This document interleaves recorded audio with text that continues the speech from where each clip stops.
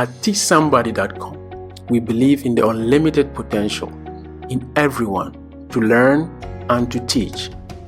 It is to this end this platform has been built.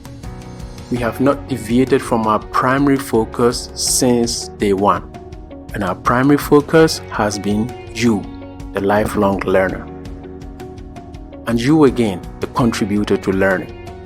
We are curating a great source of learning materials from all domains so that you can come on TeachSomebody.com to learn how rockets work and to learn to play a musical instrument or even to weave a basket. We have long and short learning materials. Our short contents are called articles published by authors, and our long contents are called courses created by instructors. At TeachSomebody, we believe in inclusion, so our content span multiple modals: video, audio, and rich text. This means people with limited internet bandwidth will be able to learn by reading the rich text content if their bandwidth cannot support audio and video.